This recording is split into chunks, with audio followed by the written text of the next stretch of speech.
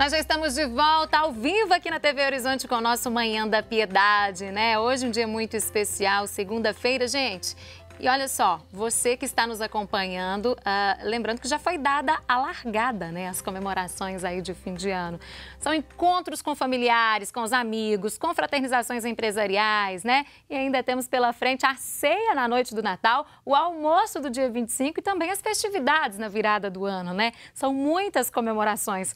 E as comidas, que delícia, né? Pois é, e como nós podemos fazer para manter o foco na dieta? É possível? E aquelas pessoas que possuem algum tipo de restrição alimentar, né? Como é o caso de quem tem restrição à lactose, glúten, entre tantas outras, né? E aí, o que fazer? Bom, sobre este assunto, nós vamos conversar agora no programa com a nutricionista Elizabeth Chiari, né? Ela que é integrante do Conselho Federal de Nutricionistas. Elizabeth, bom dia, seja bem-vinda aqui ao Manhã da Piedade. Bom dia, obrigada pelo convite. Então, Elizabeth, fim de ano, dezembro já está aí, na próxima semana já é Natal. É uma tarefa muito difícil manter o foco na dieta e com tanta comida gostosa nessa época? Falar que é fácil é maldade, né? Não é fácil, mas assim, com foco, né? A palavra é foco e equilíbrio. Se a gente consegue aliar os dois, não vai ser difícil de fazer. E a gente hoje vai mostrar que isso é possível e sem dor na consciência, né? Porque o pior é quando a gente fica nos martirizando por ter comido um pouco. Comi um pouquinho mais de farofa, um pavê que não estava previsto, mas não pode martirizar. Isso também não faz bem, né? Ficar depois arrependido, né? Não. Comeu. É o prazer. A gente tem que lembrar que comida é prazer. Né? Comida traz lembranças boas, comida é convivência, é compartilhamento. Então, a gente aproveitar esse momento e depois, se abusou, foi em excesso, a gente tentar compensar no dia seguinte com algumas dicas que a gente vai dar. Agora, tem alguns alimentos que aparentemente a gente olha e pensa, olha, eu posso comer uma quantidade maior porque não é um alimento calórico e às vezes a gente engana, né? Já outros são contrários. A gente acredita que é calórico, mas na verdade não é tanto assim. Tem como a gente passar alguma dica desses tipos de alimentos para quem está em casa, que são típicos assim desta época do ano? Por exemplo, agora a gente consome muito o famoso panetone, né? Panetone e chocotone, que na verdade é farinha de trigo e açúcar à base dele. Então ele é extremamente calórico. Para quem tem restrição ao glúten, então não pode de jeito nenhum, né? Porque a base é a farinha de trigo. Então, ele é bom a gente comer com parcimônia. Se ganhou um panetone, não come todo de uma vez, vai todos os dias substituindo o pão, por exemplo, no café da manhã, ou substituindo o pão do lanche da tarde, né? Pode fazer uma substituição, então, para acrescentar o panetone, para não deixar de comer o panetone. Isso, não precisa não precisa deixar de comer, mas a gente vai substituir, principalmente o pão, porque a gente tem o hábito de comer muito pão pela manhã ou biscoito. Então, substitui, come uma fatia de panetone. A outra questão, as entradas nas festas, né? Geralmente tem muitas castanhas, amendoim. São alimentos extremamente importantes para o nosso corpo, porque tem fontes de vitaminas e minerais que só tem ali em quantidade bacana para gente. O problema é o excesso, porque aí sim eles são realmente calóricos e uma quantidade muito grande de gordura. Para você ter ideia, a castanha do Pará, que é uma delícia, que todo mundo come e não para, né? Começa a comer e não para. Uma castanha é a quantidade que a gente precisa por dia. Uma castanha apenas? Tem gente que fica comendo 5, 6 castanhas, então é muita caloria, né? É muita caloria. O indicado é o que por dia, então? No caso da castanha do Pará, quantas por dia? Do Pará, uma só. Uma só? Ou nozes, uma nozes. Aí, se a gente vai para amêndoas, mais ou menos 6 a 8 amêndoas. Amendoim, uma mão assim, sabe? Essa quantidade da mão, da palma da mão. Então, evitar consumir esses oleaginosos em excesso, mais do que isso. Agora, eu sei que na época de Natal, às vezes você está ali com um suco, né? E você vai tomando, conversando, acaba consumindo mais.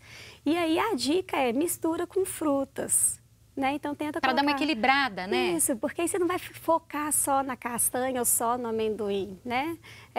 Uma entrada super legal também é o tomatinho cereja, uma delícia também. Ele é gostoso demais. Aí você coloca ali o manjericão, azeite. O azeite, então fica um pouquinho um sal aromático, né? Aquele sal que você bate com ervas e joga por cima também. É super gostoso. não é calórico e é você saudável pode consumir também, né? aí sem preocupar.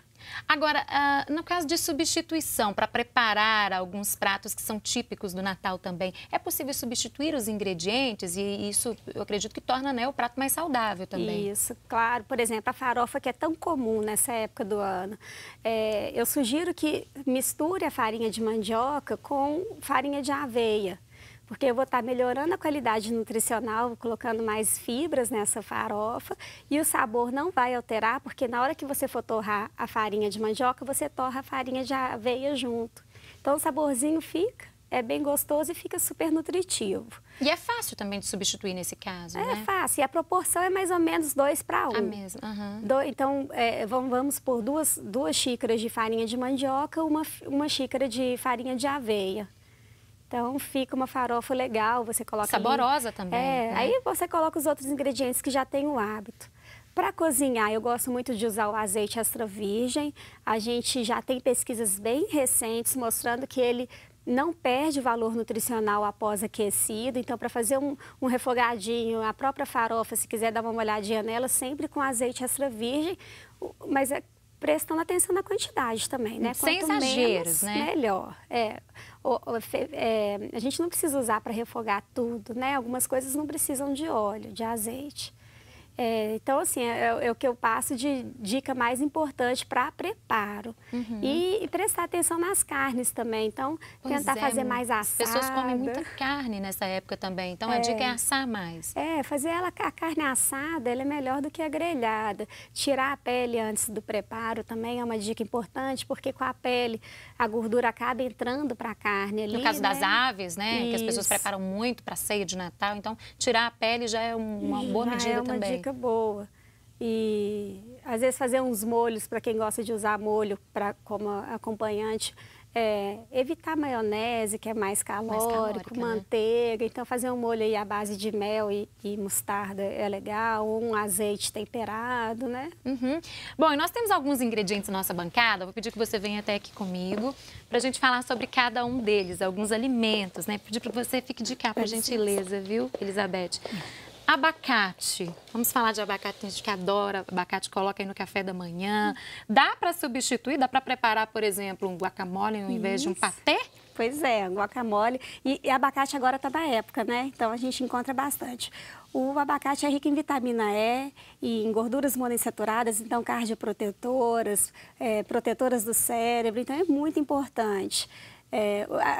O problema está na quantidade, mas se você faz uma guacamole para servir ali com uma torradinha, né, com outro tipo de bolacha salgada, fica muito legal. E já diminuiu calorias, saudável. Né? Porque pode subir, porque geralmente o patê leva requeijão, algumas pessoas colocam maionese, creme de leite. Então substitui, já é uma boa substituição. Já é uma ótima, muito mais saudável. Agora aqui nós temos maisena. E aí, quais os cuidados ou uma dica especial nessa época do ano para usar a maisena? Então, eu quis trazer a maisena, mas como substituto da farinha de trigo comum, que a gente utiliza para fazer um panetone, um bolo, né, tortas que são comuns esse fim de ano. Tanto a maisena quanto o polvilho, elas são substitutos da farinha de trigo branca que a gente consome. Mas para quem tem intolerância ao glúten. Então, como ela não tem glúten, essas pessoas podem usar e também fazer receitas maravilhosas à base de maisena. Então, quem tem intolerância ao glúten, isso. Aí a dica principal da nutricionista é acrescentar fibra, tá? Para a gente não deixar o açúcar subir muito rápido no sangue. Então, acrescentar ali no meio ou uma linhaça ou uma chia, vai ficar legal para a gente evitar esse pico de glicemia. Tá, colocar entre os ingredientes de preparar essa torta ou esse bolo, então, uma colherzinha. Uma colherzinha de chia, uma colherzinha de linhaça já atende. E na hora da receita, é proporcional? Se a pessoa utilizava 2 xícaras de farinha de trigo, ela vai utilizar 2 xícaras de maisena? Não necessariamente, aí vai depender bem da receita. Então, eu sugiro que antes dê uma pesquisada em algumas receitas opções, porque não necessariamente eu vou usar só a maisena como substituto. Às vezes eu vou precisar de uma fécula de mandioca, de batata, então realmente vai depender muito do tipo de receita que você vai preparar. Porque às vezes pode precisar de um complemento, então, né? Isso. E aqui nós temos o suco verde, a couve, né? Suco de couve, Isso, indicado também para essa época, né? Então, o que acontece com a couve? Eu quis trazer para substituir o leite, para quem tem intolerância à lactose ou à caseína, que é a proteína do leite. A couve é riquíssima em cálcio, e é um cálcio que o nosso corpo absorve muito rapidamente. Então, de manhã, exagerei no dia anterior, comi demais na ceia, acordei mais tarde no dia seguinte, já está quase na hora do almoço novamente, faz um suco de couve, bate a couve, de preferência com talo, porque é no talo que a gente tem as principais substâncias da couve, antioxidantes. Então o talo vai? O talo vai a folha inteira. Eu já vi gente tirando o talo e bate só... Não, tá errado, então. Tá errado. E eu vejo às vezes gente cortando assim, deixando só a folha. Não, tem que ser ela toda. Bate com um pouquinho de água, se quiser, coloca ali uma pera, uma maçã, para bater junto, para dar um saborzinho, senão só a couve. É um super antioxidante, então vai ajudar nessa limpeza do organismo, além de repor cálcio de quem não consome leite. E é importante tomar em jejum esse suco indicado? Eu prefiro em jejum, porque você vai estar preparando a mucosa do seu intestino para receber esses outros alimentos que a gente vai consumir ao longo do dia. Tem muita gente que gosta de tomar o cafezinho. Cafezinho primeiro, acordou, tomou café. Toma café. Para o estômago, para a mucosa do estômago e para a mucosa do intestino é uma bomba, porque é aí que eu começo a irritar essa mucosa, dá gastrite, dá refluxo, então não faça isso. O ideal é que você tome um shotzinho de couve. Primeira coisa, preparou, aí vai com café, com pão, o que for. Depois toma o café tranquilamente, então, né?